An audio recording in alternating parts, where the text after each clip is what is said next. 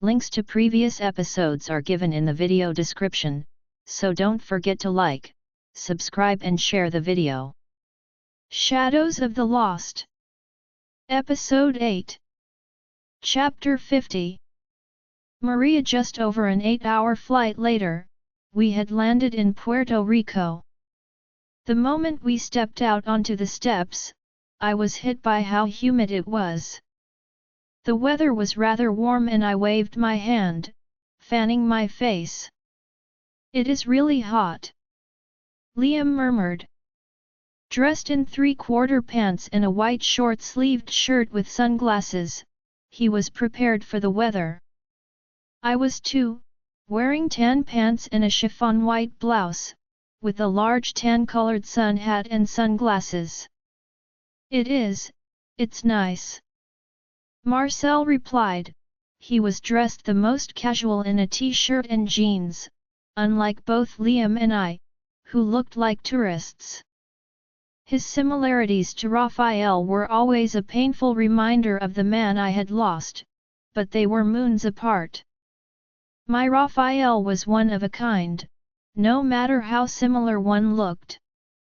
We made our way down the steps. I could hear music in the distance, and as we made our way through the airport to collect our luggage, I could tell that the locals all seemed rather friendly, smiling as they walked past or from behind the counters. "Would you like a drink?" Marcel asked me. Once again, the similarity to Raphael caused a stinging pain in my chest. "Yes, I wouldn't mind one," I replied smoothly with a small smile. "Are you okay?" Liam asked, taking off his glasses to reveal his dark magnetic blue eyes. I nodded. "Of course, you should let them know that we have landed," I advised. We were posing as a family. Marcel and I were meant to be married, and Liam was meant to be my stepson. I glanced at his dyed dark brown hair. Although it was strange to see Liam with anything but strawberry blonde hair, it did suit him and did tie him in a little with Marcel, who had his hair pulled back in a bun and had trimmed his beard, which made him look a little neater. He had also donned some glasses to make him look older.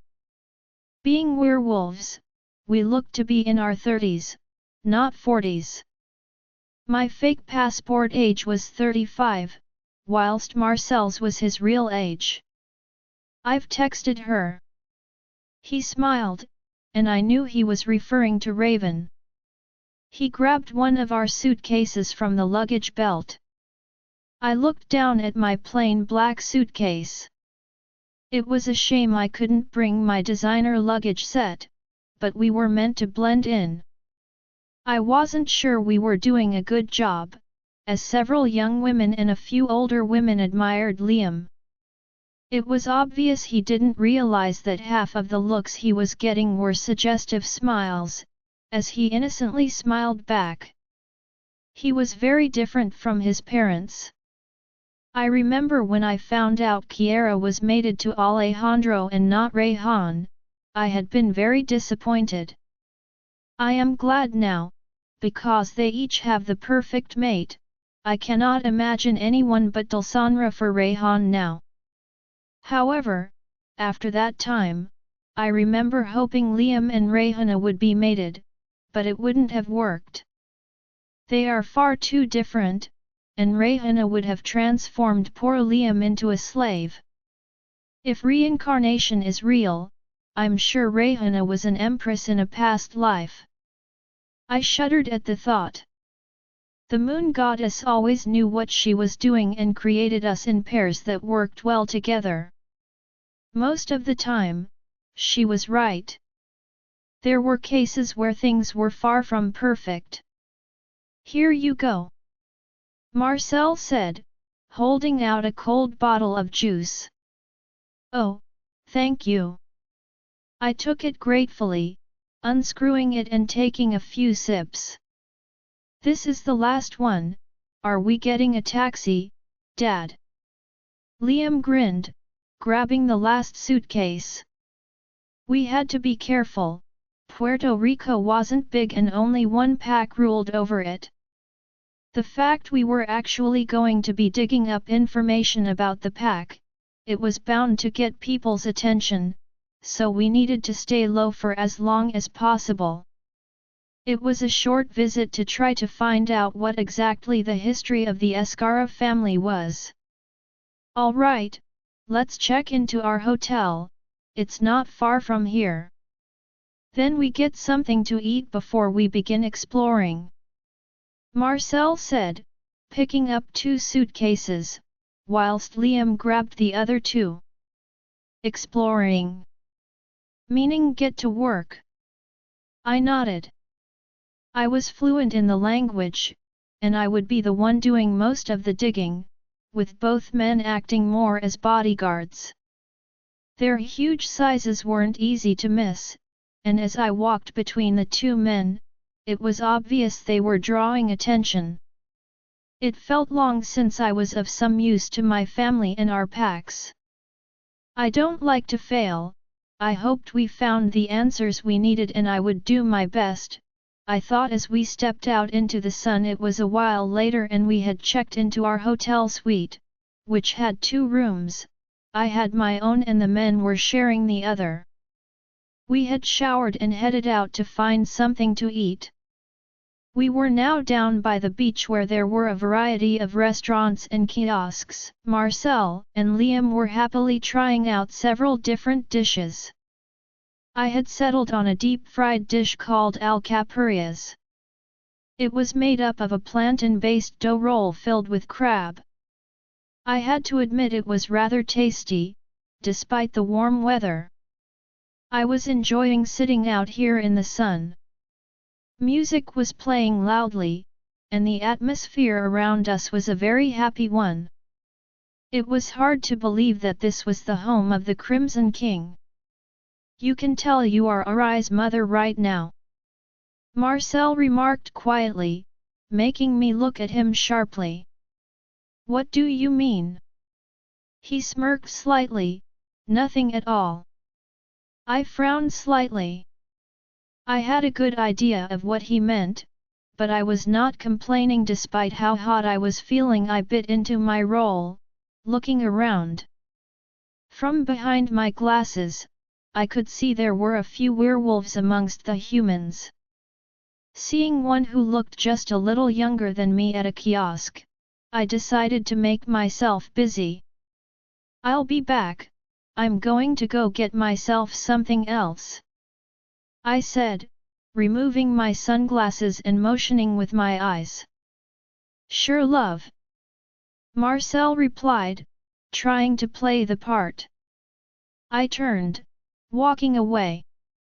Even with the sun shining, the gloomy weight of sadness washed over me, threatening to pull me into the abyss of darkness once more. I took a deep breath, trying to focus on the present. Can I get an iced lemonade, please? I asked the man behind the counter. Right away. I fanned my face and, as expected, the werewolf glanced at me, his eyes scheming over me. New here? He asked in accented English. I smiled charmingly, taking a seat on the stool and crossing my legs. Yes, just having a small family holiday, I said, making sure to look tired, and sighed softly. Oh? It doesn't seem like you are as happy as one should be when visiting here. The man behind the counter placed my iced drink before me and I smiled slightly, running my finger along the rim of my glass. As expected, his gaze fell to my perfectly manicured long nails. Trying to be, I replied, looking him over, hoping this worked. The only man I ever tried to seduce was Raphael, and it didn't require much work. In fact, he had been the shameless one, trying to sneak into my bedroom when he wasn't meant to until we were married. I blushed, remembering his shameless tactics. One wouldn't think that Raphael Rossi, who was always so charming, had another incredibly side to him. One that was reserved for me. My king, how I yearn to be with him. You know, if you want, and of course, if you can get away from your family, I could show you the true magic of Puerto Rico. He suggested, ordering himself a drink. That actually sounds great, but I don't know, I don't even know you. I said hesitantly, I couldn't pretend to be that easy. I knew the men could hear me, but we didn't really have time to waste, and if flirting was the way to go, then so be it. Even if it left a sour taste in my mouth. Don't worry, I'm not going to abduct you and take you far away. He chuckled. We'll remain in public places if that's what you prefer. Well, I hesitated, until he reached over, picking up a napkin and grabbing a pen behind the vendor. If you change your mind, señorita. He held the napkin out and I took it smoothly. Thank you. I smiled, letting him notice me looking him over. He smirked, flashing me a wink before walking off. Werewolves. Humans would fall for them with ease, so he was probably thinking I was up for it. I resisted the urge to run my fingers over my mark that was hidden by a layer of makeup and Rayhana's spell. We were taking extra precautions just in case. She's cute. I heard another man say quietly to the man who had spoken to me. She is. I think if I'm lucky I'll have some fun. The man chuckled, speaking Spanish. You know, I like foreign women. I took out some money to pay for my drink, not even turning toward them. After all, they didn't know I could understand and hear every single word. The man behind the counter smiled. It's paid for by the kind sir. He replied sunnily. Oh, thank you. I replied, turning to see if he was still around, but he had vanished. Taking out my new phone, I quickly typed in his number and sent the message, "Thank you for the drink."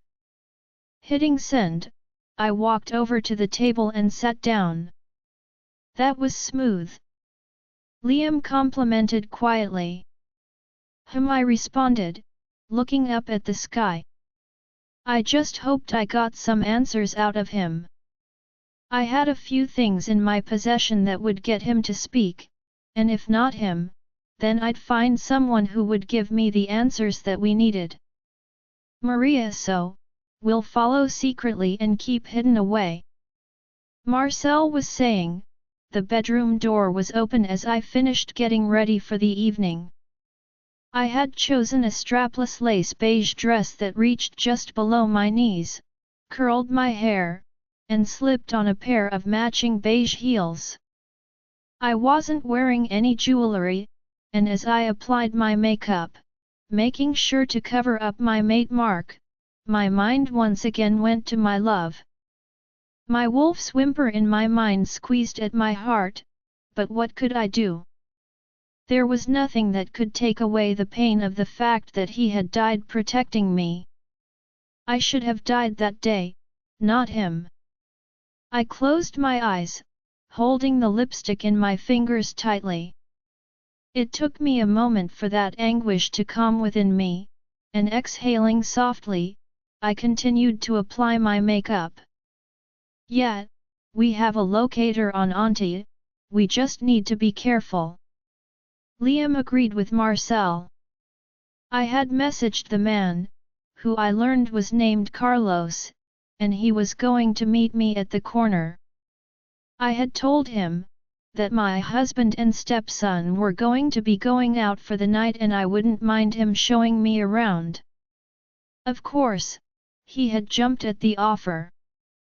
I just hoped we got answers, I was carrying my bag with a few items that may come in use. However, I also had some weapons on me. Down the back of my dress I had hidden 2 thin blades, and the few pins I had used in my hair to hold my curls to the side were dipped in poison. I walked out into the sitting room of our suite, only for Marcel and Liam to stop talking. "Wow, you look gorgeous, Auntie." Liam smiled. "And very young," Marcel added, scratching his beard. "I hope this man behaves. I assure you, you don't need to worry. No one gets to misbehave with me," I replied with a small smile. "Passive-aggressive, I like it." Liam winked at me. "Not at all, just stating facts. I'll be reporting to Raven on your behavior," I threatened jokingly, making him grin. "Well, if anyone did cross the line I don't forgive easily." "Does Alejandro know what you're doing?" Marcel asked. "I'm not a child. Now you two should get going." I glanced at the clock on the wall and they both stood up. An hour later, I was laughing along with Carlos. It wasn't hard to pretend, I had been raised to be a good host and play the part. Those teachings came in use many times over the years. I poured him another glass of wine that was set on the table before us. I had been able to slip in the extra drug to get him to open up when he had gone to get us some food. We were outside at a restaurant, music was playing loudly, and I was relieved that I couldn't sense any other werewolves around. I had a feeling Carlos brought me here on purpose, so none of his pack saw us. Well, that worked for me. I rested my elbow on the table, reaching over and smiled sweetly as I brushed back one of his brown curls.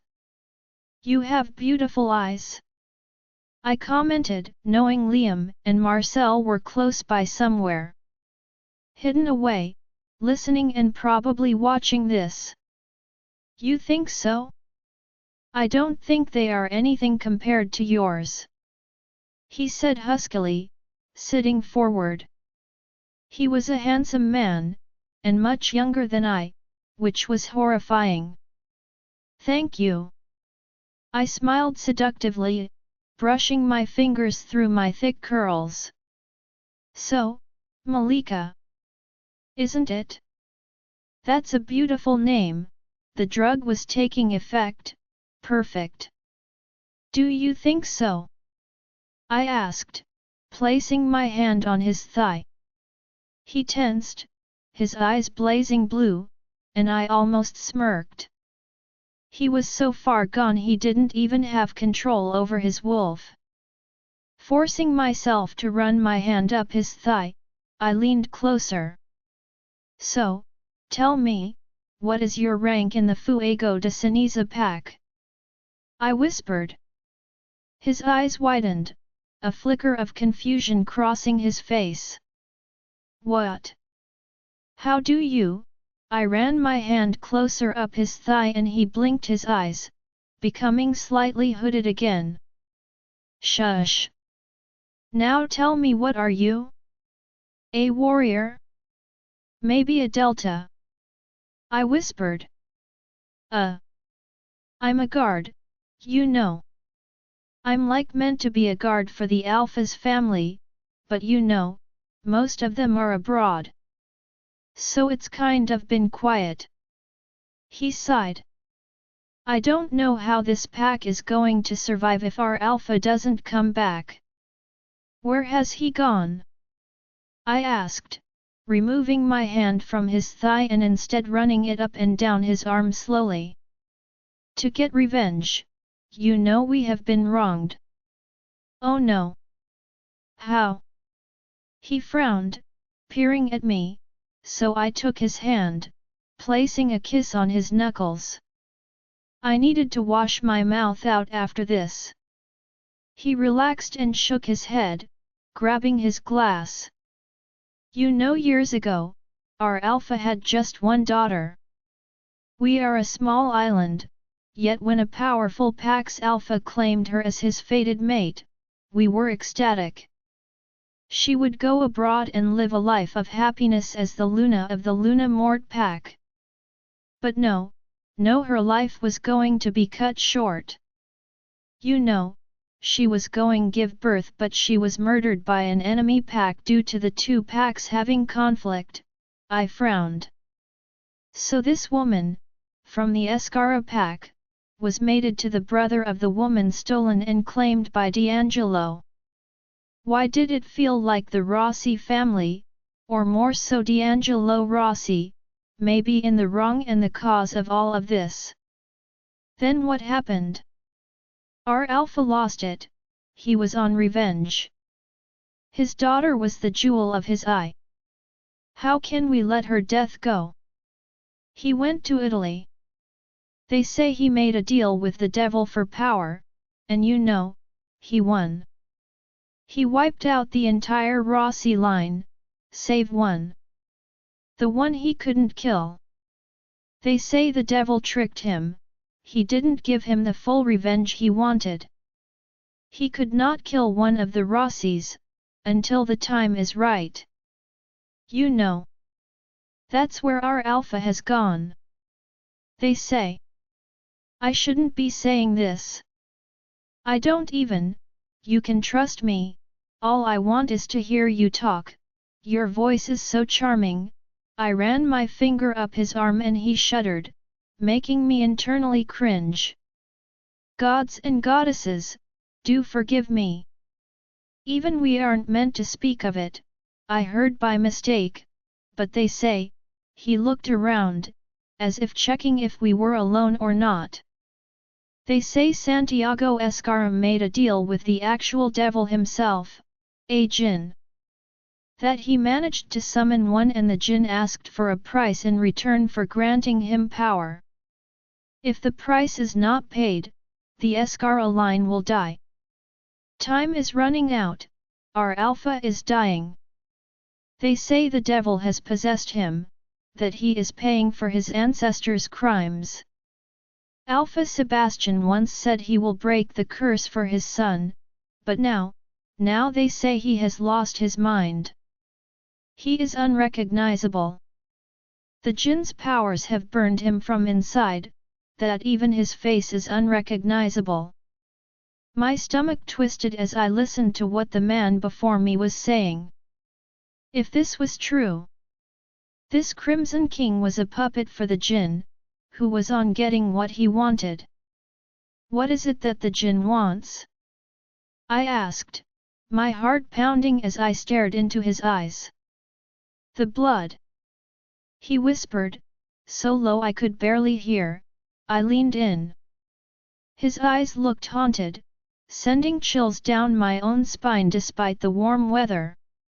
The Lycan King. I murmured. Carlos chuckled. The Lycan? No, what will he do with his blood? It's the blood of the most powerful being on this earth.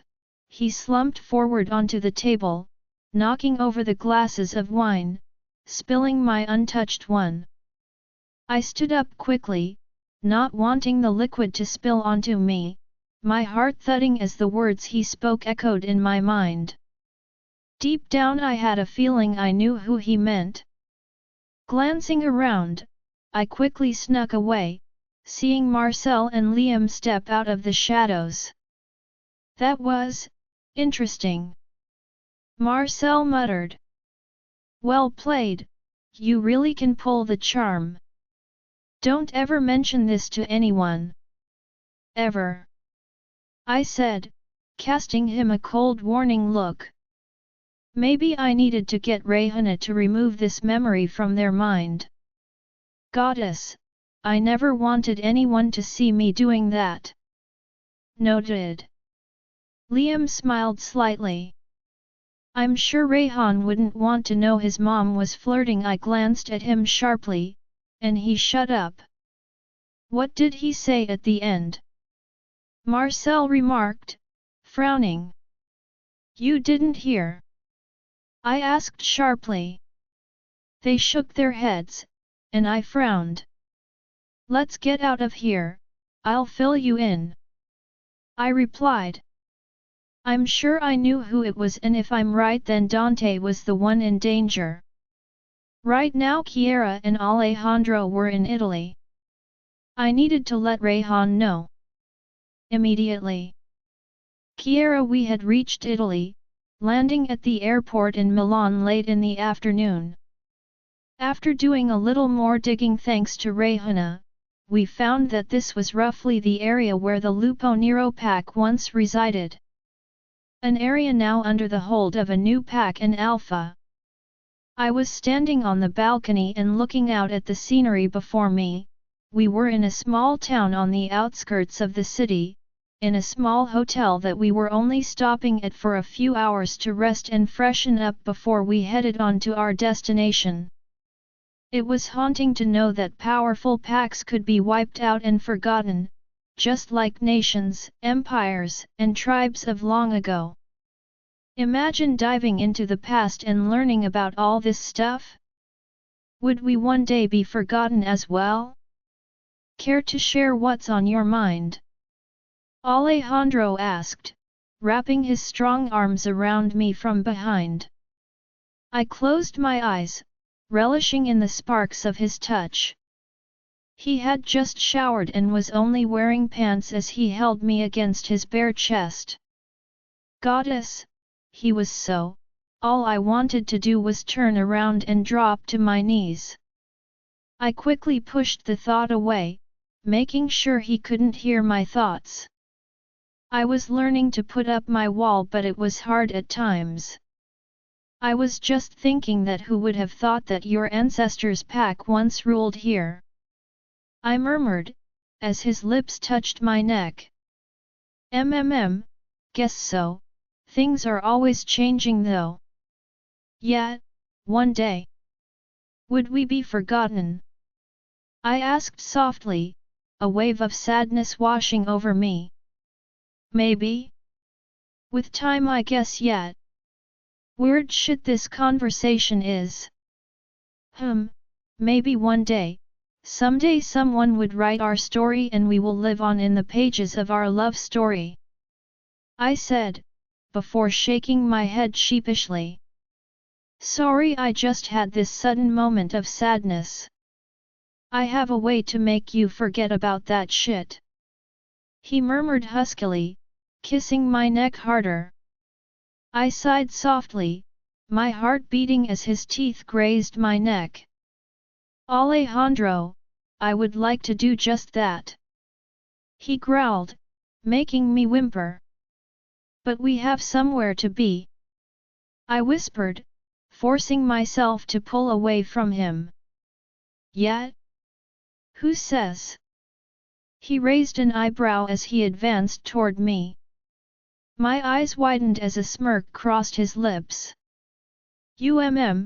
Don't we need to get back on the road? To do some digging, you had the name of someone who might have some information. I backed away, only for my legs to hit the bed. Alejandro smirked. Yeah, but we both know it doesn't take long. I didn't get a chance to reply before his lips were on mine, dominating me completely. I kissed him back with passion. You're perfect. He growled, I want you, Alejandro. I whimpered through the bond with pleasure. He growled, attacking my neck with kisses.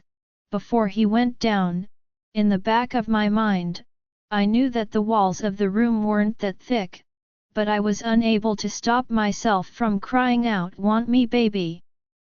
Yes, Alejandro. I moaned. That's my girl.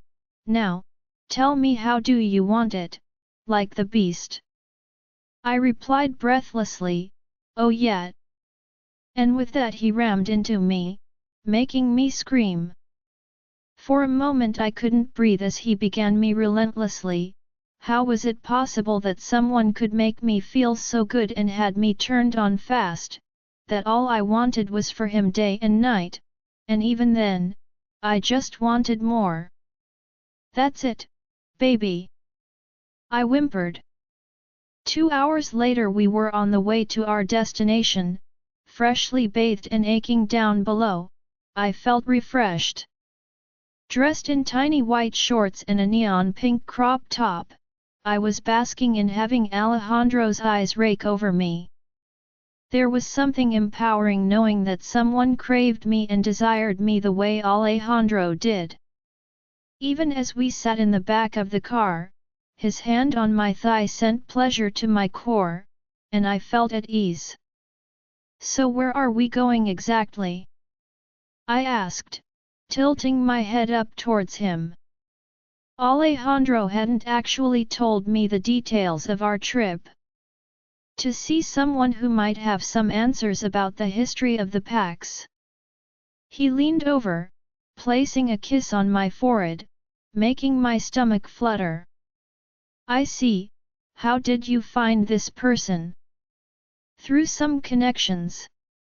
Although we don't really talk to Pax abroad much, I know a few, and with the recent mating balls spreading worldwide, I was lucky enough to make some neutral ties with a few people. I nodded, leaning against his arm. After another half an hour the driver stopped, and we got out. Wait for us here, Alejandro ordered. We walked for a few minutes on foot. The area was greener and soon we stopped, spotting two men dressed casually, sunglasses on and as if waiting for someone. Us. I could smell that they were werewolves. Alpha King Alejandro Rossi, it is an honor. One of them said in accented English. In the flesh, I appreciate the welcome. Alejandro replied arrogantly, his alpha aura rolling off him in waves. His voice was serious, level yet exuding so much power that it was obvious he was silently showing his status. And it was not missable. Blessed Luna Kiera, it is an honor, we have heard of your powers. I smiled graciously as they lowered their head to me. It's a pleasure to be here too, I replied warmly. Our alpha is awaiting you. Follow me, the second man said, motioning for Alejandro to step forward, respectfully taking their place a half step behind Alejandro, whose arm was around me tightly as he led the way into the trees. We didn't need to walk much until we reached a wall surrounding some premises. It was silent, especially if this was pack grounds. The gates opened and we were led to one of the buildings. It became obvious it was not the living area but more just a work area of a pack. Please take a seat, one of the men said when they led us to a formal-looking lounge. Alejandro took a seat and I followed suit. Our alpha is on his way. The man bowed, motioning to the array of refreshments that were on the table. Please help yourself. They left us alone and I glanced around.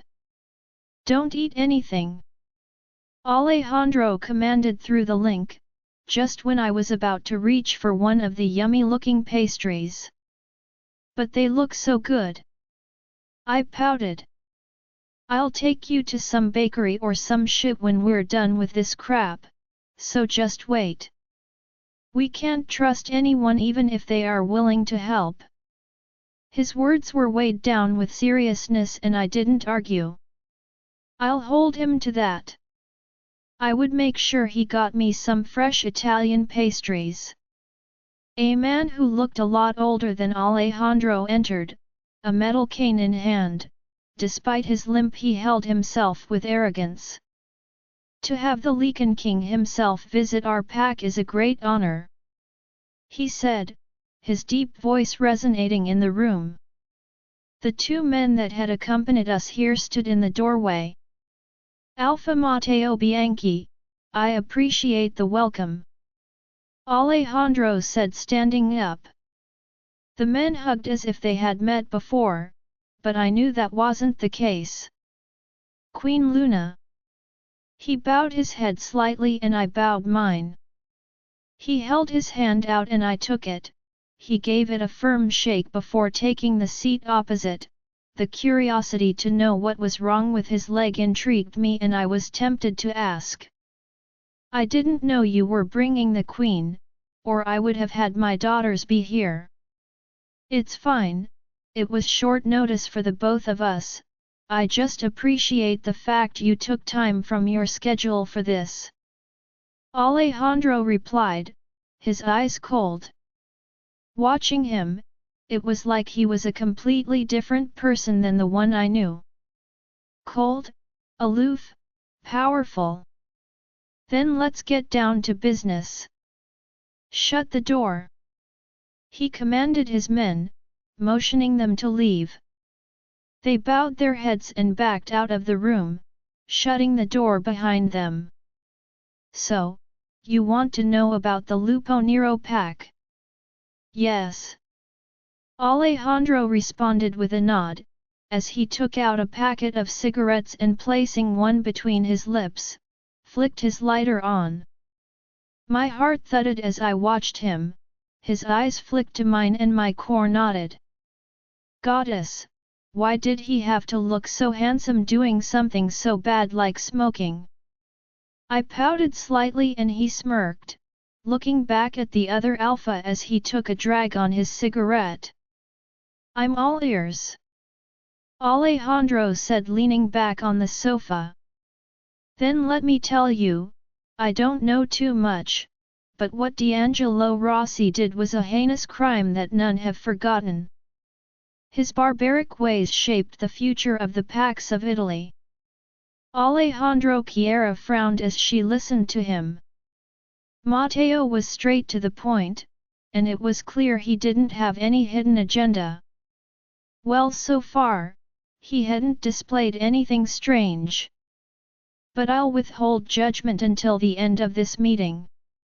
D'Angelo Rossi was the most powerful alpha around, and he proclaimed himself a king of alphas. A title he took by his own means, forcing the other packs to bend to him or they would be slain. At first, many packs refused to obey and he followed up on his threat. Matteo frowned slightly, shaking his head. But that was not enough. He began to interfere in other packs' internal affairs and taking women of choice for his entertainment.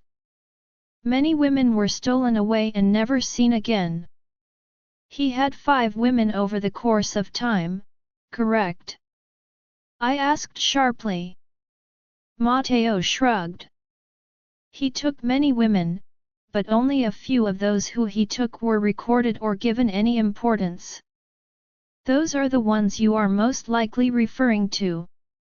The fear of our women being taken, tortured, and abused the way he did, made each pack isolate themselves from other packs.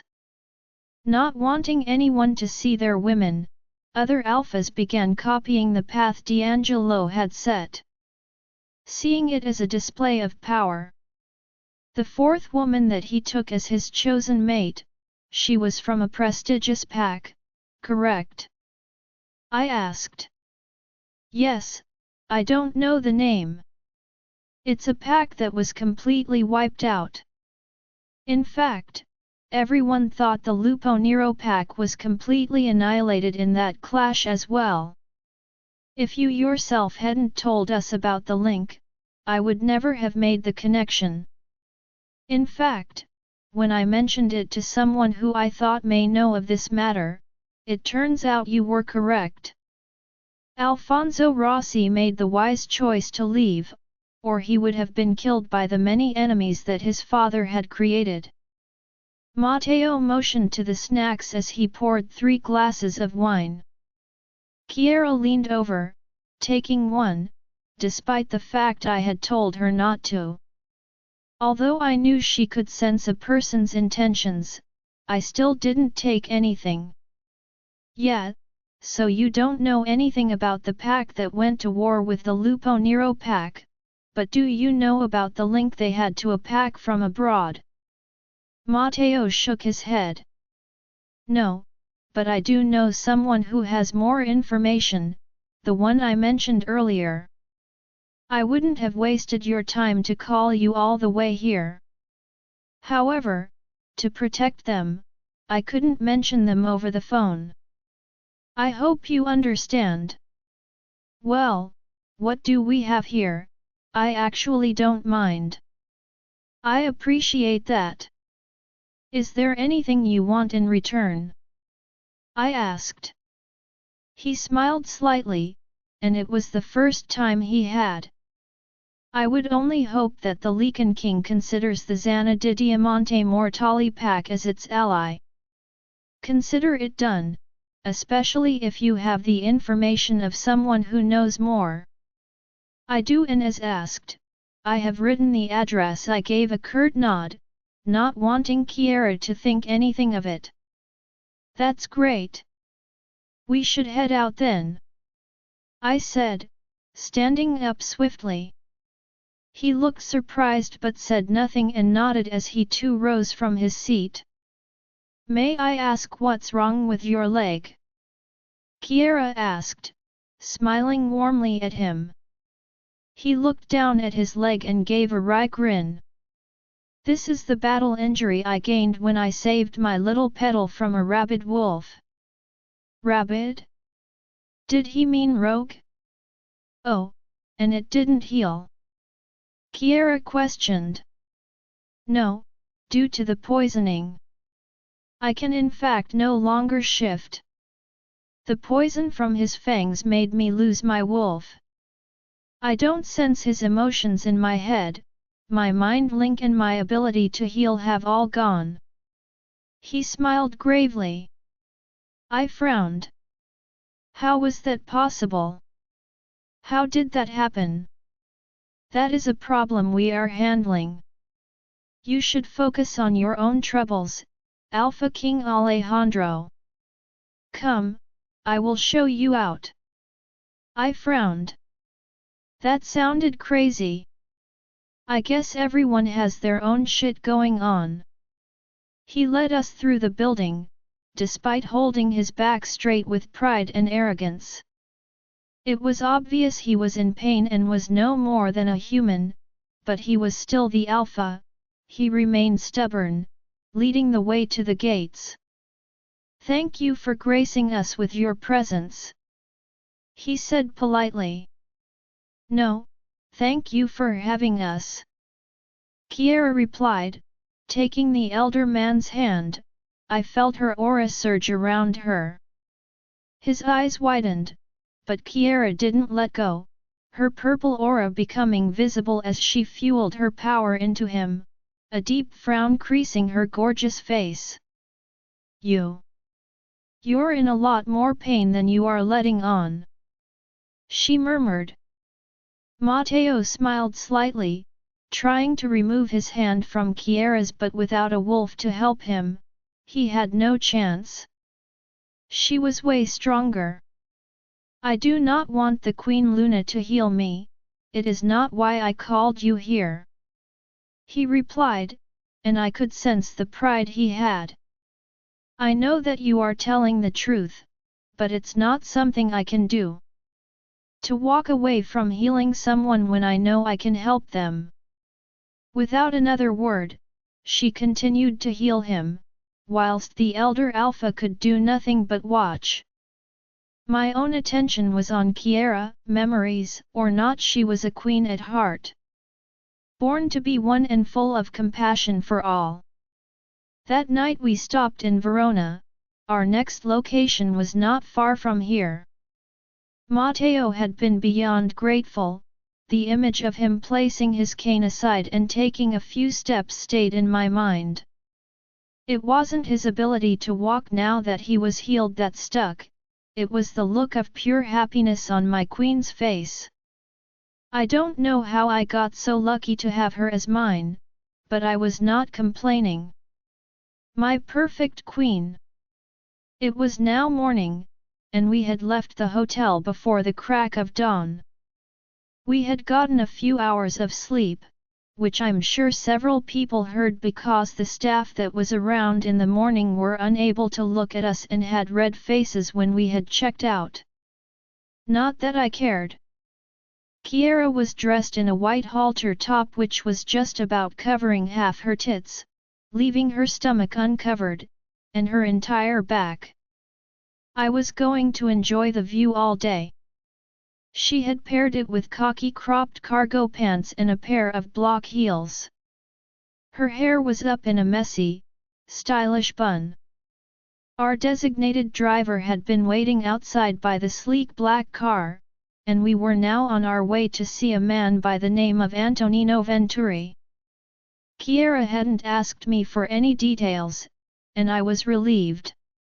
I didn't want to hide anything from her, but if the djinn still had some sort of hold over her, I couldn't risk giving her all the details. I hated that, knowing that I was keeping secrets, but I hope she understood. If worst came to worst, I would just tell her why. She'd understand, but it would also give the djinn a heads up that we knew. After a while, we finally made it to our location, and following the instructions Matteo had given me, I finally found the vineyard with a moderate-sized house belonging to this Venturi guy. "Welcome Alpha, Luna," a young woman at the door said, clearly expecting us. "Is Antonino Venturi here?" "Yes, he's waiting for you." I gave a curt nod as we both stepped inside. I just hoped he had some answers. It was half an hour later, and after pleasantries, we had gotten down to business. It was obvious Antonino wanted a price for his knowledge, saying it could put him in danger. I was willing to pay that price, and he knew it. After coming to an agreement of £50,000, he was finally sitting back ready to speak. I had gotten half wired over to him and he would get the other half after we got our information. "Yes, it has come through," he replied, smirking slightly. I could rip him to shreds if I wanted. Kiera placed her hand on my thigh, and I slung my arm around her slender shoulders, casting Antonino a warning glare as his eyes roamed over Kiera. He looked away swiftly. At least he was smart enough to know you don't mess with me. The pack in question is from Puerto Rico, run by the Escara families, one of the oldest packs to hold the Alpha title in their family. They indeed started buying out all the shares to the Rossi businesses, selling them off at very low prices, and even framing them for illegal arms distribution. I'm not saying the Rossis were innocent. After all, they funded many illegal avenues. Also, I know Matteo has already told you about what your ancestor D'Angelo did. Yeah, he did, and regarding illegal avenues, you're talking about the Lupo 12 Rossi, right? I cut in. I didn't have time to waste here. Ah, so you know that already? A little yet, carry on. I will. Anyway, this company was the main source of income for the Rossis, the only holdings they had left, but the Escaras were not finished. When the Rossis were financially weakened, they then began isolating them from other packs, destroying their trust by truth or by lies. Who knows, but the Lupo Nero pack was falling apart. D'Angelo's son even tried to get his father to step down. He refused, and then there was open war. The Escaras gathered their allies, and they ambushed the pack, killing D'Angelo. It's said Cortez Escara was so consumed by his daughter's loss he made a deal for power. He even called upon the help of witches to assist him, and he succeeded. He gained such power that he was a beast that could not be slain. Antonino paused as if waiting for a reaction. We know all that already. I stated, if he was thinking he could ask for more money, I don't think so. We got a name, Cortez Escara, but it still didn't answer the questions we needed. I heard there's some debt that was left. Well, I guess the fact your line has lived on, I am assuming Sebastian Escara now wants you all dead as it was meant to be. I frowned. Do you know anything of use? Because if that's all you had, it's no use. I growled. He raised his hand and looked thoughtful, as if he was actually trying to remember. Well, if memory serves, Cortez knew one of D'Angelo's son got away, but he said he couldn't do anything about it, that when the time came, they would both get the revenge they wanted. They? Kiera asked curiously. Well, rumors it is, but apparently, it means he and the demon that possessed him. The demon that witches helped him summon. A devil that he struck a deal with. A deal that meant he couldn't kill the Rossi. Not yet anyway. I frowned, so he was waiting for something. Pay the debt by blood? Did he want my blood? Did they know a Leakin would be born? And waited? What was with this blood and shit? There's this djinn after my blood, and then there's me who needs the blood of 666 virgins. Yeah, I hope my Deltas and Rayhan were enjoying handling that shit. And how do you know all this? I asked sharply. He was a lone wolf, so although he had a pack, he didn't live with them. Mateo had said he was not from their pack. Knowledge is power, King Alejandro. Power. One yet? Well, I hope it does you good. Let's just hope you're not killed for power. I smirked sardonically, standing up. Oh no, that is your forte. He tensed as if scared of my response, but I didn't have time for this shit. I looked down at him. When I return home, I will transfer the rest of the money. If anything else comes to mind, you will let me know. I commanded coldly, my aura rolling off me. His heart began racing, and I saw the panic that flitted across his face. What do you know? I growled, grabbing him by the collar and slamming him up against the wall. I can't say. He choked. You can. What? Do you know? I thundered, releasing my aura. I heard Kiera gasp as the man struggled to breathe. King Alejandro, you are a fool. Your son. We all know he appears like a normal boy, but the eyes of the world are on him. We know you have witches on your side, it's easy to mask his abilities, but tell me, how long will you hide what he is? What do you mean? I asked, my heart racing. Why was this pointing at Dante? Was they talked about Dante? And if so, did that mean he was a Leakin? It means your family will always be in danger. He chuckled coldly and my anger flared through me. I was about to rip his throat out when Kiera pulled me back. Alejandro. Her eyes were wide with concern as my chest heaved with rage. My family will deal with whatever shit is thrown at us. I hissed. Even if it's forces beyond this world. He muttered, massaging his throat. Explain what you mean. I commanded coldly. There's a prophecy. I can't say. I don't care, you will tell me. I growled, lifting him up and slamming him against the wall. The smell of blood filled the air as I hit his head hard against the wall. Alejandro, maybe he can't answer me. I thundered, ignoring Kiera. Al, I needed answers, and I wanted them now. Answer me. I commanded, my eyes blazing red. Unable to resist my command, his gaze fell to the floor. When the blessed wolf gives birth to a, he trailed off, his entire body tensing, and then, to my shock, he stilled. 3. I let go of him, realizing his heartbeat had vanished as he tumbled face first onto the luxurious woven rug.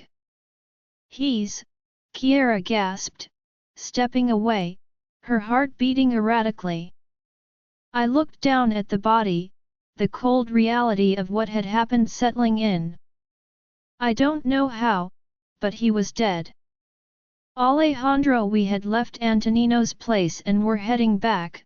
My mind was still reeling with everything that had happened. I had straight away told Mateo what happened. He had said he would deal with it and to leave it to him. I knew they had been friends as he had protected Antonino's identity. We were now a few hours' drive from Verona and the weather was scorching hot, although it wasn't even midday yet, and I could tell even in the air-conditioned car that Kiera was going to feel it when we stepped out. She had asked if we could stop an hour ago before she had fallen asleep. The driver had said he knew of a good place where we could stop on our way back. I glanced over at her. What with the fact we had been out and about since yesterday, I could see she was exhausted. Her eyes were shut. Did she look good in that outfit of hers, although I knew she'd look far better? Or even better, I could came over that gorgeous face of hers. Where would you like me to stop, sir? I pushed the thoughts away, trying not to get hard. Right here, you can stop here, I told the driver in Italian. We had just gotten into the middle of a town, not far from Antonino's place. Looking out, I spotted a bakery, remembering the promise I made to her yesterday. Despite the weather, the place was packed. Even though I had my aura reined in, people could still sense it. Of course, sir. Will you be okay from here? The driver asked in Italian. Yeah, we will. We won't be long, I replied, unsure if I had said that correctly. Kiera smirked and I knew it was because my Italian wasn't the best. What was she expecting? Raf was the only one from us who spoke fluently, and I think Rayhan could. You speaking in Italian yet? We both know I don't. You do when you call me amor mio. She responded teasingly. You're mocking me. I gave her a cold glare. I'll be punishing you later. Can't wait, came her reply. Kiata thanked him for the ride, telling him to take a break and go for a stretch, before I opened the door and stepped out into the open. Holding the door for her, she got out gracefully, adjusting her top, making my attention fall to her.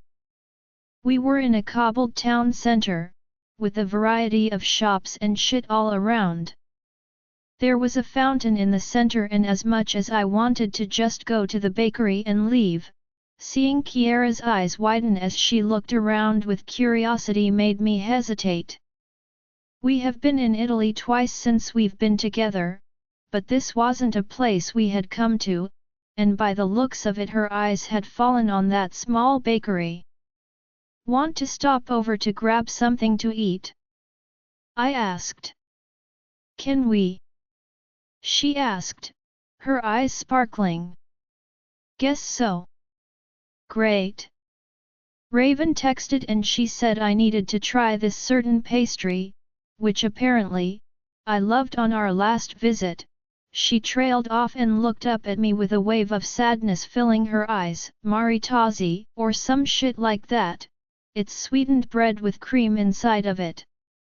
I replied, remember how things had gotten a little messy with those, in a good way. Yeah, those are the ones Raven mentioned. She smiled, grabbing my hand as she hurried towards the bakery. Seems like Liam had got them two talking again. I was glad, not wanting her to feel any further doubt, especially with the fact that the Jinn still had some level of hold over her. I pushed the door to the bakery open. The smell of dozens of freshly baked treats was actually appealing, but the place was too packed, although Kiera didn't seem to mind. We walked over to the counter, waiting until the few people ahead of us were served. A built, tattooed man wearing an apron was behind the counter, a big grin on his face, not sure what he was finding joy in. Kiera scanned the display of treats, and I felt my heart squeeze remembering how she loved to bake. You loved to bake? I remarked. I did? Yeah. I cupped her neck with my free hand, pulling her close and kissing her passionately. What did you like the most? From what I baked, I mean. She asked me when we broke apart, her cheeks coated a pretty shade of pink as she tried to ignore the stares we were getting. Your brownies, I said, when we finally got to the counter where the he, who now was reminding me of someone else, flashed Kiera a smile. Hey Bellissima, what pleasure can I offer you today? He said, with a suggestive wink that made Kiera blush. Why was he speaking Italian when he was obviously American?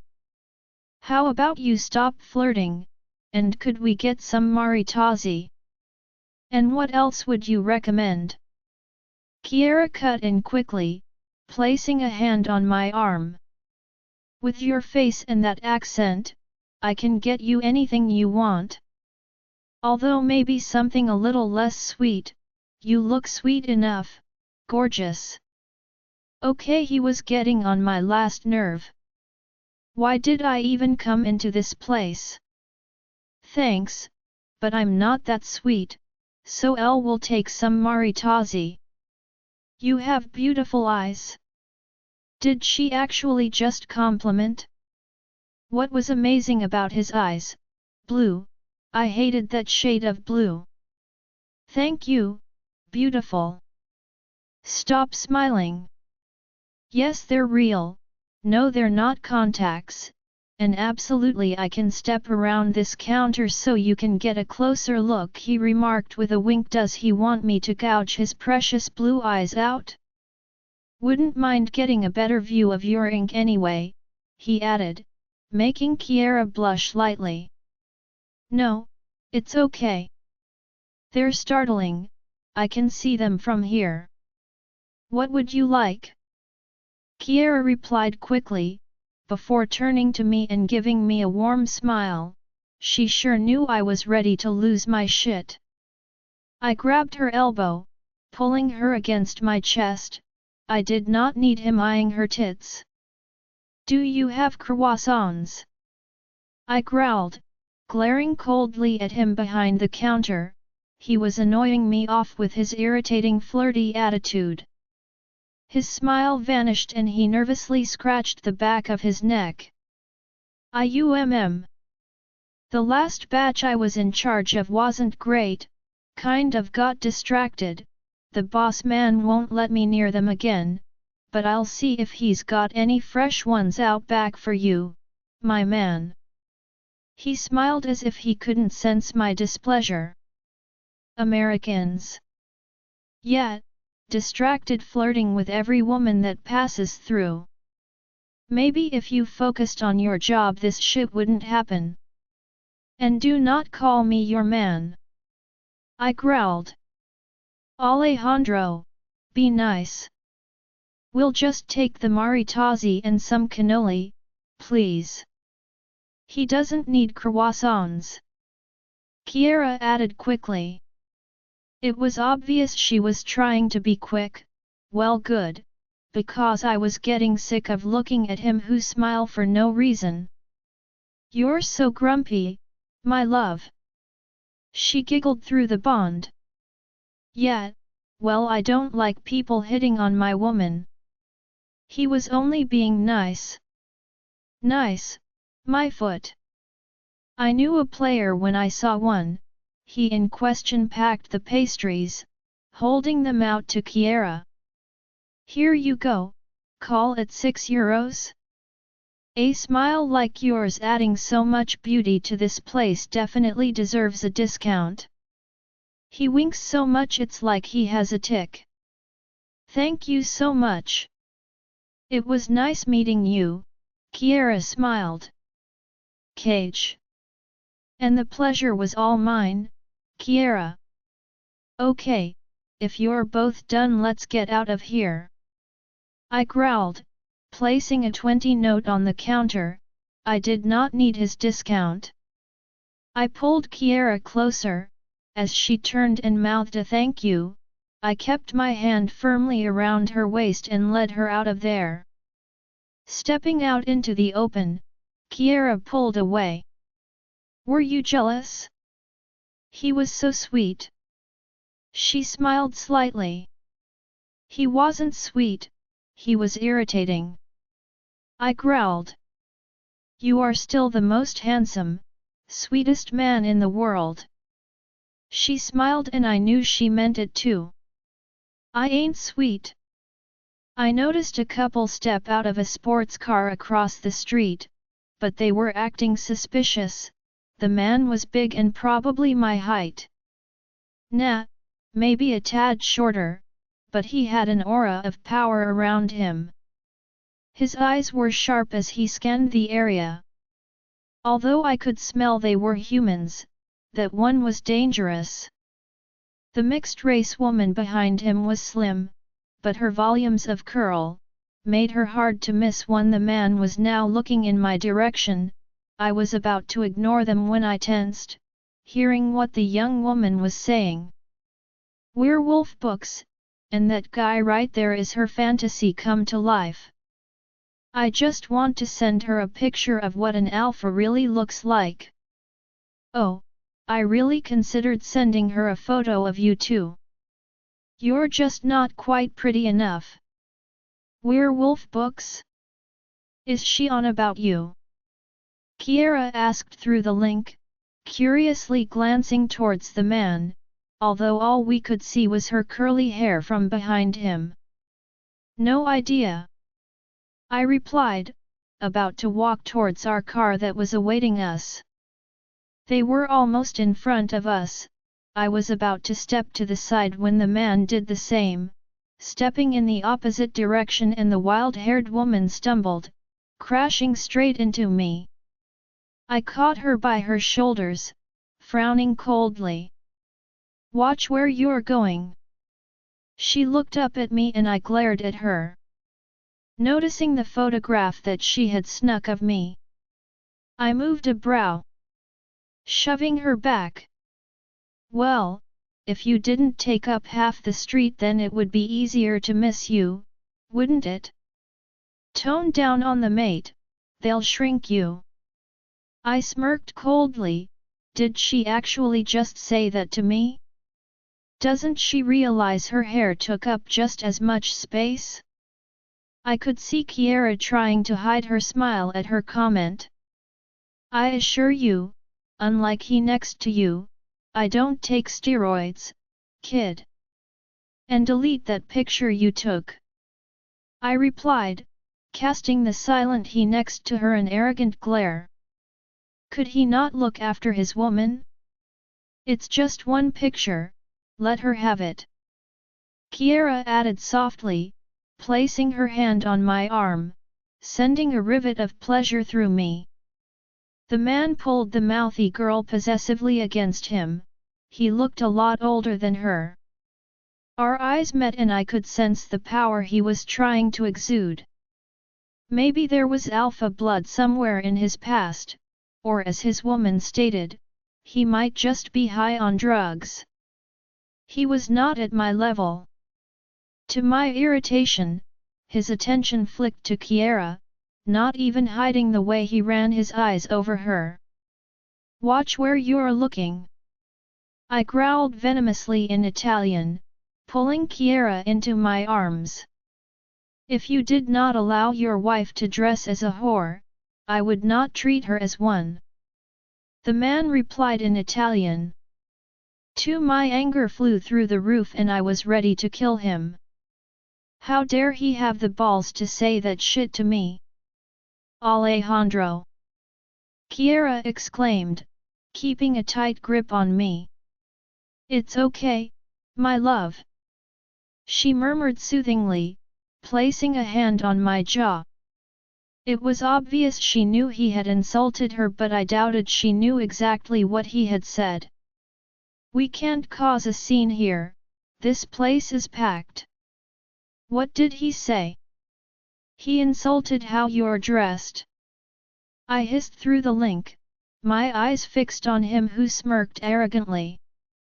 Keep up and you'll die quicker than you can open that mouth. I growled in Italian at the man, doing my best not to rip him apart.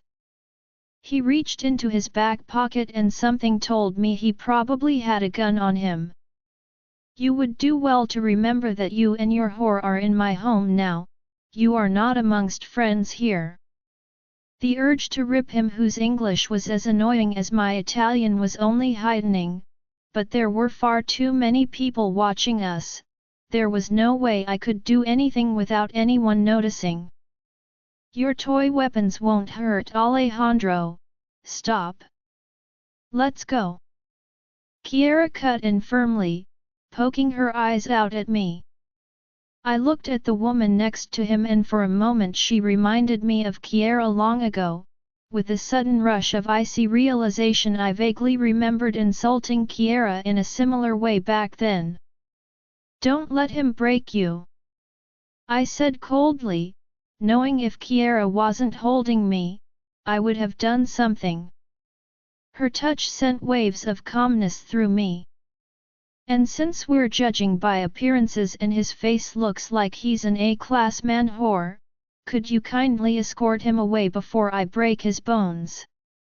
She sucked in an unnecessarily large breath as she gawked at me. Please break his bones, Daddy. I heard her mumble under her breath. I'm not your daddy, kid. She shook her head, as if trying to push the thought away that she didn't mean to say out loud, before she glanced at him then back at me. Don't listen to him, babe. He's just pissy because he was woken up with bullets instead of butterfly kisses this morning. Plus, he's totally jealous. You've got all that ink and I'm sure he is afraid of needles. I couldn't resist the smirk that crossed my face, and Kiera pressed her plush lips together as if trying not to smile. He looked like he wanted to kill the sassy woman, but it was obvious no matter how annoyed he was he wouldn't. The real-life Princess Poppy, or whatever her name is from that Trolls movie, shrugged carelessly at his anger. Yeah, that name suited her perfectly, I'm sure I got the name right. The twins watched that movie countless times and all the little dolls had like big hair. Now, can we stop measuring contest? We get it. You're both giants who need therapy, move on. She's a cheeky. Good plan.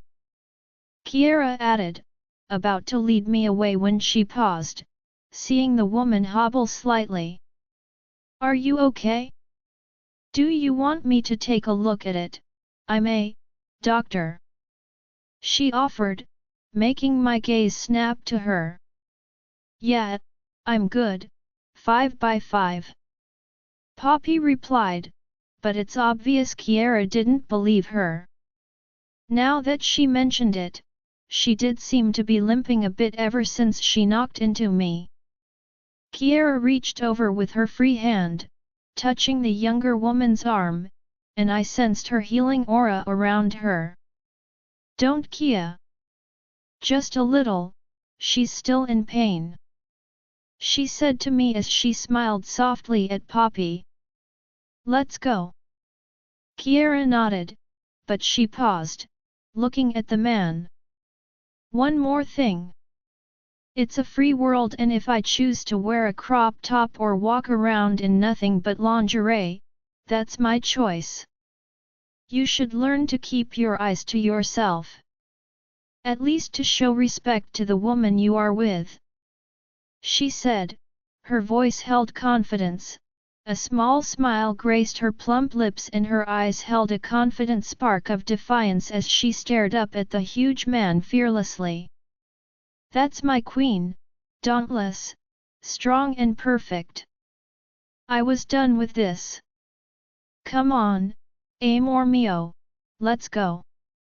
Casting a murderous glare at the arrogant, my eyes flashed red before I looked away quickly. My hand slipped around her waist, pulling her close and away from the couple. I muttered as we reached our awaiting car and I opened the door for Kiera. "What was all that about?" I heard the man say. But it was the woman's reply that made me pause. "Werewolves. That was so strange," Kiera whispered as I got in after her.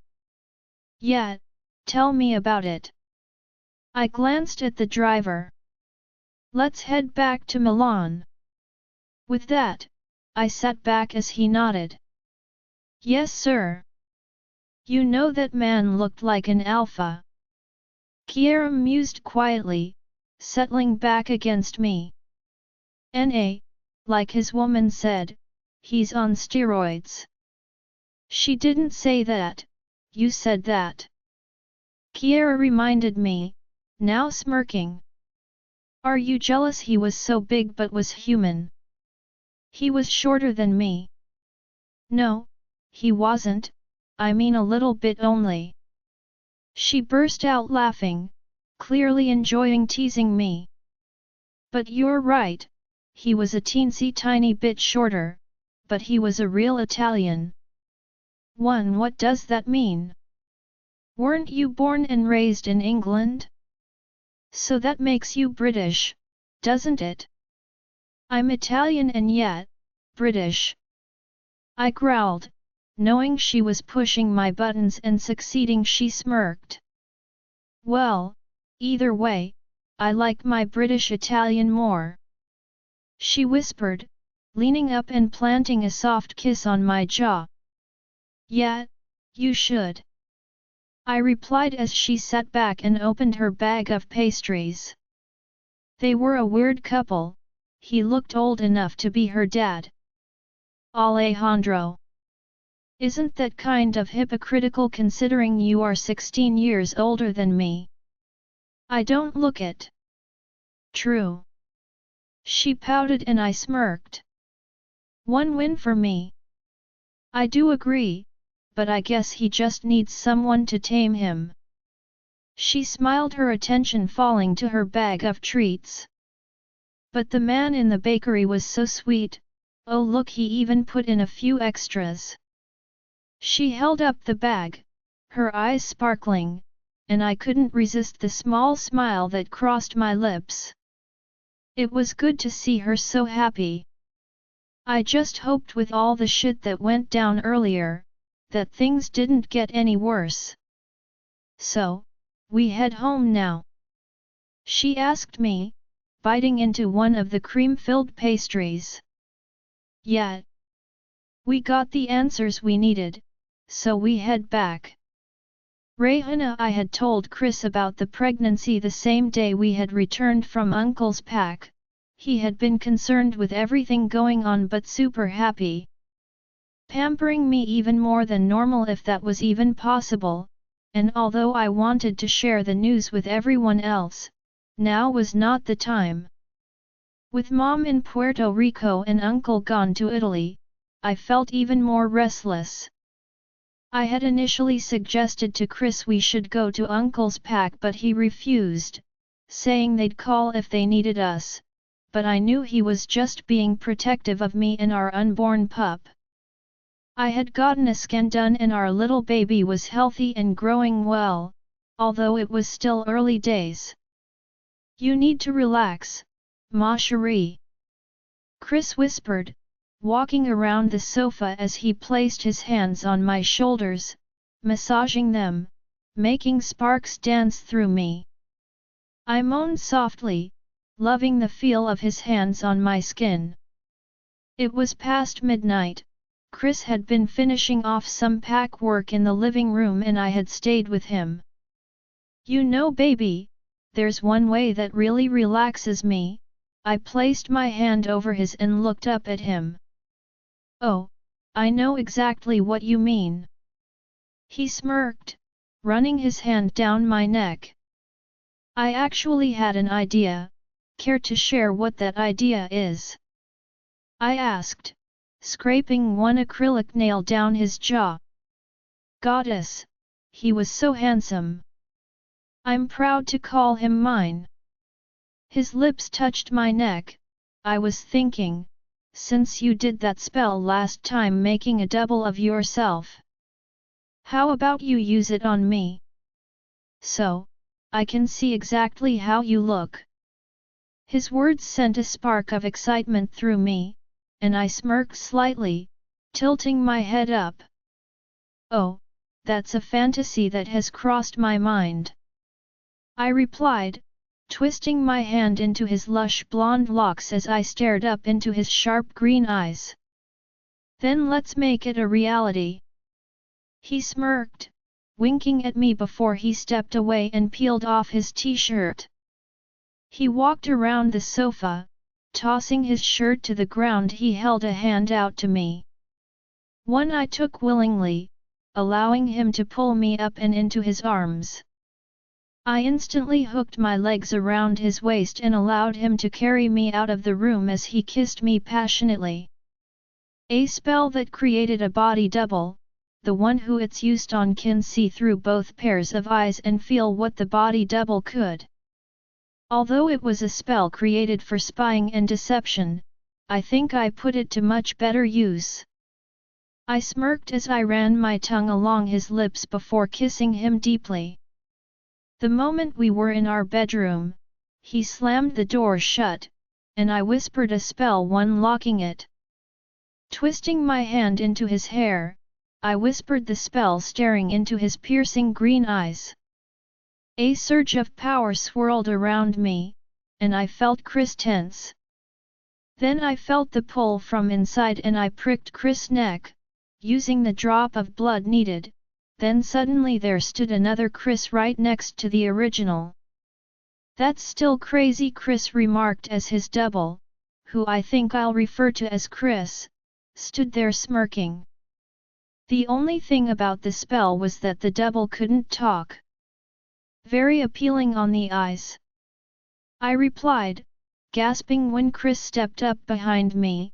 Now let's have some fun. Chris growled huskily. Chris' hands roamed my body. My heart was racing as I stared up at the two men on the planet. Two pairs of eyes that were looking at me as if I was a feast to be devoured. What are you boys waiting for? Strip? Both smirked. The pleasure was too much. Goddess, I was in heaven. Well, that's something I wouldn't mind doing again. Seeing you two really turned me on. He whispered in my ear, making my heart skip a beat. Oh yeah. Yeah. Good, because I loved it too. I whispered, I love you, baby, I love you too much. The phone ringing made us both pause. If it was any other tone we would have ignored it, but it was Rayhan's, and with the current situation, there was no way we could not answer. Chris leaned over, grabbing his phone. Yeah. He answered, his arm still holding me close. Sorry to bother you so late at night. Mom just rang. Dante's the target. Can you and I come here? I think we could use any extra security possible, just in case something happens. Rayhan's voice came. Chris frowned slightly. I know he didn't want to put me in danger knowing I was pregnant. But I placed my hand on his chest and nodded, giving him a look. Please just agree. I said through the link. We'll be there within the hour. Chris replied after a moment, before hanging up. He tossed his phone onto the bed, exhaling sharply, all playfulness vanishing as he sat up. Chris, you need to prioritize yourself too. I can't have what has happened to Del to happen to you. He said quietly, running his hand through his messy blonde hair. I got up onto my knees, my legs feeling like jelly, and wrapped my arms around his shoulders from behind. It's okay, baby, I can handle this. I whispered, yeah, I'm sure, we all think that, but when shit goes down, we don't even realize where things went wrong. You know some of the reasons witches began hating werewolves? It's because they're always used as collateral damage. He said quietly, unable to keep the bitterness from his voice. My heart clenched. I understood him, I really did, but my family needed me. I know, baby, but Uncle wouldn't allow me to. Tell me, princess, when stuff went wrong, who did Kia call first? Dulsanra. Then what happened? She ended up in the state she is. Now that Dante may be in danger, who did Ray call? You. I'm tired of you risking yourself again and again. Chris, it's not like that. Ray has a witch maid too, he understands how you must be feeling, plus I'm his sister. Look, we are all risking ourselves, doing the best we can, and I need to do my best too. But the witches are always the first line of defense. He responded quietly, removing my arms from around his neck and standing up. A flash of pain rushed through my chest. I hated when he was upset, and I hated it even more that he was upset because of me. I'm telling Rayhan you're pregnant when we get there. He added quietly before he stormed out of the room, his anger palpable through the bond. I closed my eyes, sighing heavily. I knew once he made up his mind, there was no changing it. Rayhan, I hung up the phone, frowning. We had 5 kids in the house plus Dulsanra. If anything went down, I was glad Chris and Ri would be coming soon. It was just a little more security. Although our own security was already at the max. Uncle Elijah was here too. It should be okay, right? For a second, I realized how Uncle must feel. Knowing that everyone's responsibility was on his head, I paced the lounge, running a hand through my hair. I needed to relax. There was no way the Jinn would come here. I had a strong feeling that he couldn't come here, or by now wouldn't he have already done so? You know, if you can't take care of Dulsanra, I wouldn't mind doing it. I stopped in my tracks, turning and looking at Dante, who was standing there, arms crossed, smirking smugly in the doorway to the living room. Don't worry, I can handle my kitten. I replied, giving him a smirk back. Sure. Why are you awake? I asked, watching as he looked down the hall. I want hot chocolate, shall I make you some? He asked, surprising me. How about I make us both some? I suggested. He shrugged as I walked past him. That's better. His reply came. This kid. You can love him and still get irritated with him. Entering the kitchen, he got onto the bar stool. I saw the slight struggle it took him to pull himself up. Although he was faring way better than Dulsanra, who was unable to even sit up by herself, he was still struggling but hiding it the best he could. Just the thought squeezed at my chest. I glanced around, spotting the hot chocolate machine, and took the milk carton from the fridge before I began looking for the hot chocolate sachets. Second drawer to your left. Dante remarked. You could have spoken earlier. Well, it's quite fun to see the alpha of the Black Storm pack search a kitchen. Came his reply. You really are an star. I replied, pouring the milk into the machine. I'll have mine in one of those glass mugs once it's done. He stated, rubbed 2 mugs before switching the machine on, leaning against the counter as I waited for it to be ready. He was watching the machine before he turned his red eyes on me. Can you get me some chocolate? Why aren't you asleep? He asked, glancing at the pantry. I crossed the kitchen, grabbing a few bars from the huge stash in the pantry and placed them on the counter in front of him. Opening a caramel Cadbury bar for myself, I looked over at him. Mom called, so sleep went out the window. I shrugged as he picked up a bar of Galaxy chocolate. What did she say? I knew he knew a lot more than he let on, and I wondered if he knew anything more about Mom's trip. A sudden thought came to me, and I tilted my head. She found some answers, they're on their way back. I replied, biting a chunk off. Oh really? What did she find out? I smirked. You may act like an adult, but you are only 8. I reminded him. Going on 9. He countered, staring at his chocolate before placing it flat on the counter, picking at the corner of the wrapper as if not wanting to rip it open. You know more than you let on to. So want to share exactly what you know about this Jin and what he wants? I suggested lightly. He looked up and smirked. We both know what he wants. He shrugged. I frowned slightly. I didn't know exactly how his gift worked. Dante, so you knew.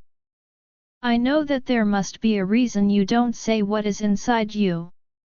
Can I ask what that reason is?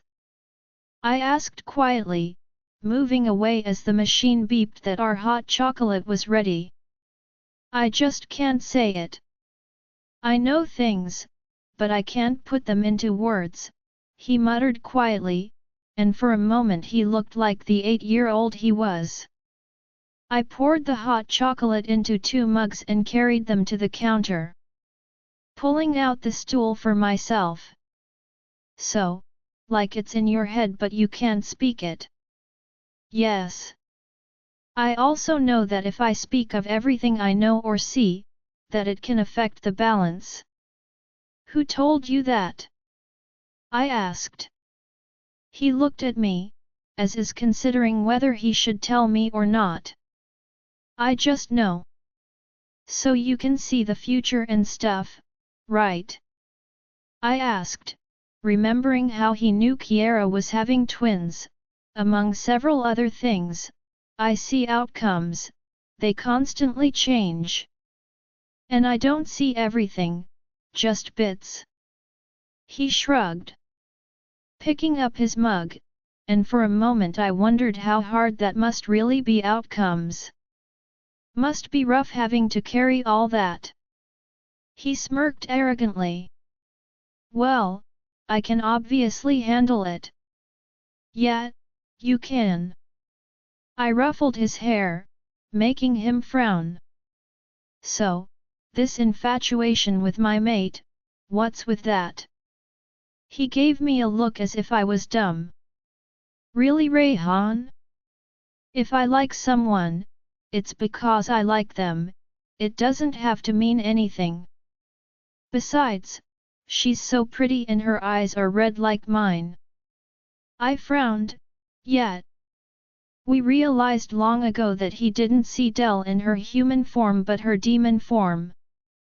Could I blame the kid? Tell me, are you scared I'll grow up and steal your mate?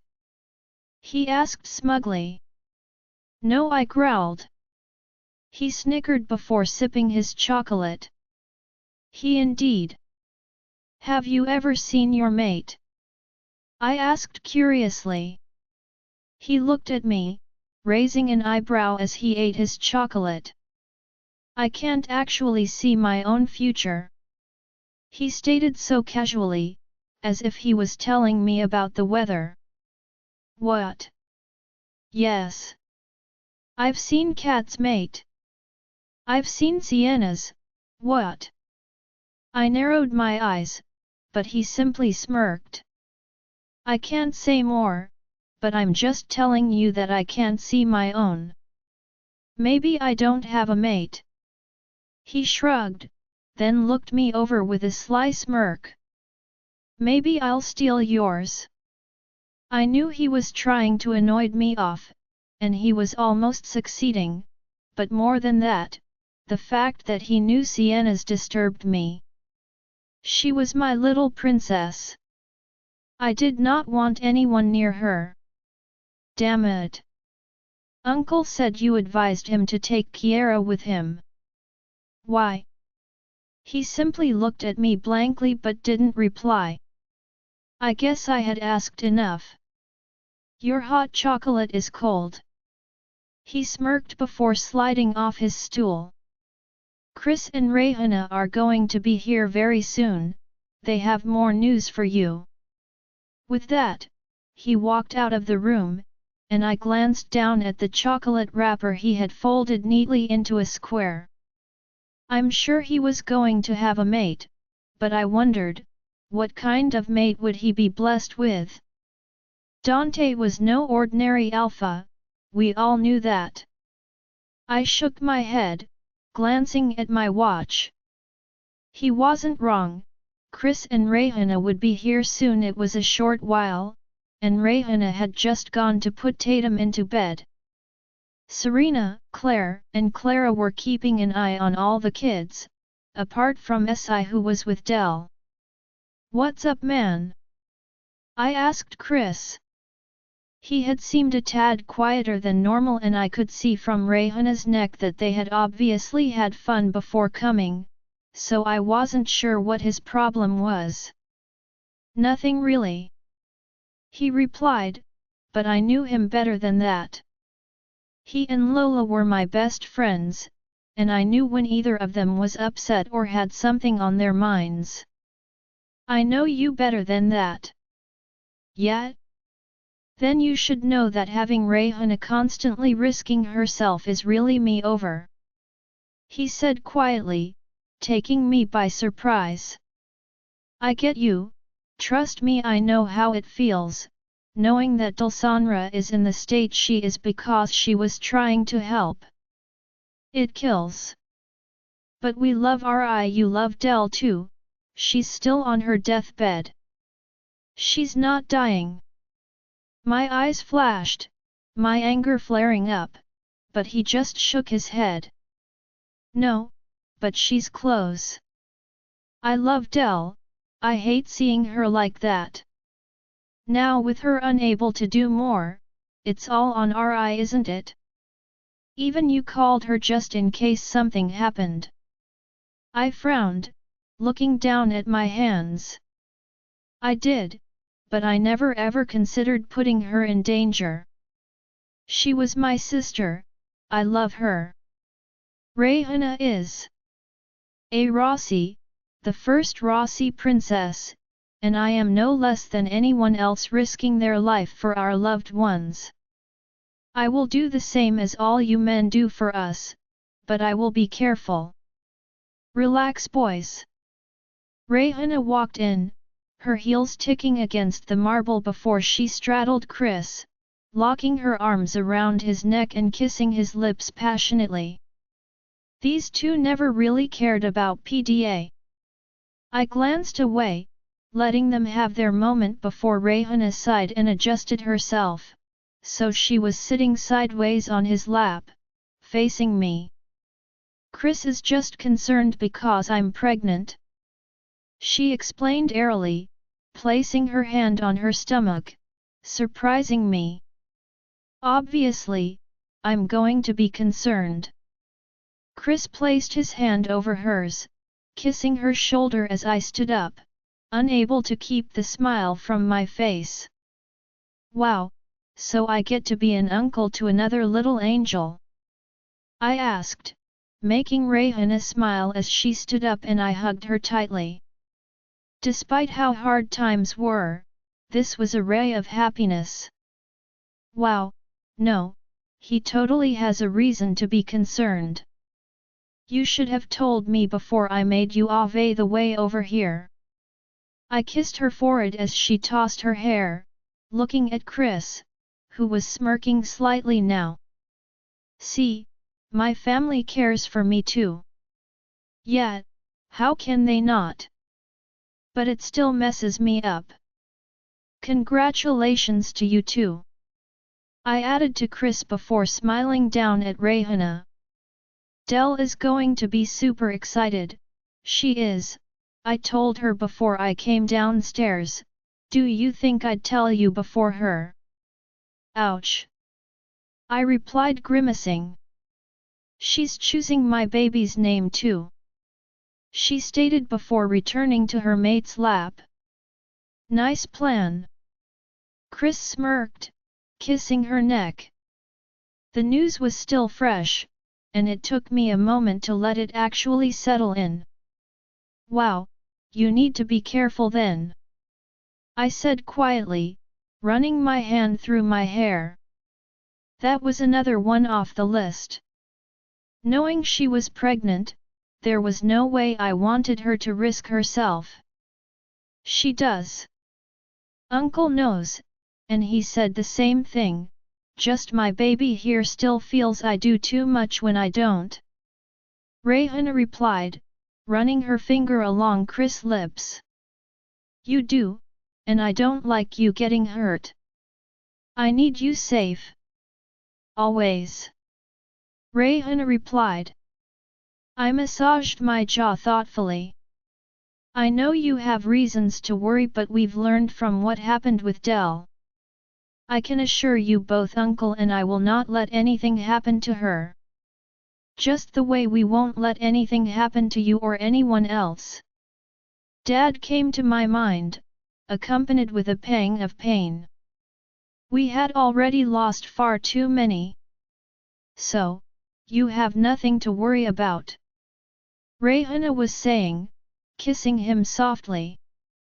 I will still worry when it comes to you, ma chérie.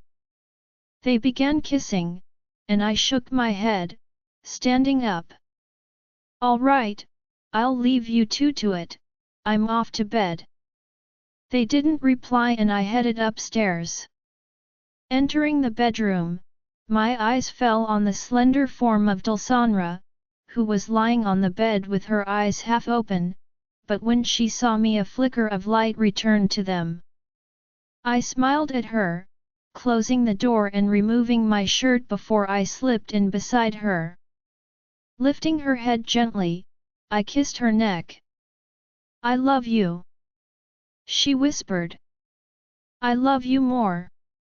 Placing my hand on her tiny waist, I inhaled her scent, letting it calm me. On her other side was Sienna, her mouth hanging open as she slept without a care in the world, with Del's hand resting on top of her tiny little belly. My beautiful girls! Rayhana's pregnant? Del whispered, smiling up at me, making me press my lips to hers. Yeah, I wonder if it'll be a girl or boy. I replied, brushing my fingers over her hips. Either way, I cannot wait. She replied softly. I hugged her tightly, pulling her against me, and she smiled. And I can't wait for you to get better, so I can do a lot more to you than just hold you. I smiled teasingly, kissing her jaw. We are finally getting answers, and I'm sure Uncle will find something out too. I just wanted her to be healthy and herself once again. She nodded, and we fell silent. I'm sure Uncle will, and then with that knowledge combined with what Mom learned, we can work on a plan to find this Crimson King and kill him. I had organized a regime for a special group, and with the help of other trusted alphas, to gather the blood we needed. We currently have the blood of 102 virgins. We still had a way to go, but we had sent some men to go to the human areas of the country and were attaining blood from humans as well. I just hoped we had the 666 soon because it was high time this Jinn was sent back to hell. Join our Facebook and WhatsApp group for more updates, link is given in description. Rest audiobook will be continued in next episode.